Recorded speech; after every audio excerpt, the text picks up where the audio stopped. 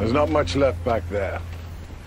Either the Jedi has the map, or it was... The mysterious dark Jedi character Baylan Skoll, portrayed by the late Ray Stevens and introduced as a significant antagonist in Ahsoka, appears to have an improbable connection to Supreme Leader Snoke. Although mysterious, Baylan has already proven to be a captivating figure. Although Shin Hati has a Jedi Padawan braid, he and his apprentice, Ivan Osaknos Shin Hati, seem to be in favor of the evil side of the Force. Unsurprisingly, Ahsoka is stuffed full of Star Wars references. Some of these look fairly improbable, and one of them seems to imply a subtle relationship between Baylan and Supreme Leader Snoke, one of the main antagonists of the second trilogy. Although it's uncertain if this will be relevant, the specificity was probably planned. Eagle-eyed Baylan Skoll appears to be sporting an obsidian ring on his finger, as Star Wars viewers have seen. It's uncommon for Jedi, or even former Jedi, to wear such items, but in this instance, it remarkably resembles a piece of clothing worn by Supreme Leader Snoke. Anyone notice #Baylan Skoll's ring? If it's obsidian, like the one on Snoke's hand, I wonder. In case you weren't aware, the substance originated in a Sith cave located beneath Vader's castle on Mustafar.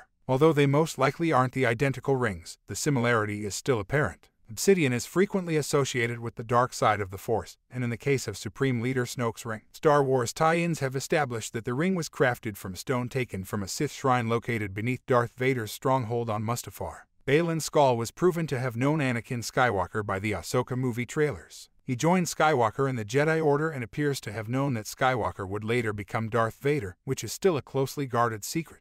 This makes it more likely that he has ties to Darth Vader as well, and that he may have even obtained the obsidian from Mustafar. In reality, a portion of Darth Vader's armor was composed of obsidian, which has the potential to be a channel for the dark side. This is due to the fact that it could be tainted with hate, anger, and hatred. It can even work as a red lightsaber's power source, much like a kyber crystal that has been bled by a Sith. It's crucial to note that although Baylan possesses an odd lightsaber, it is unquestionably not powered by obsidian. It is an odd shade of orange, whereas lightsabers that are powered by obsidian are red. A volcanic mineral called obsidian is typically discovered near the scene of violent volcanic eruptions. This explains why it is widespread on Mustafar and why, at the very least, obsidian is associated with the evil side. A powerful dark side vergence called Mustafar was cursed by an ancient Force user who tried to conquer death long ago. Darth Vader claimed ownership of this Nexus power and made futile attempts to harness it for his own purposes. Obsidian's connection to destruction raises the possibility that it is always charged in this manner, however this is not certain.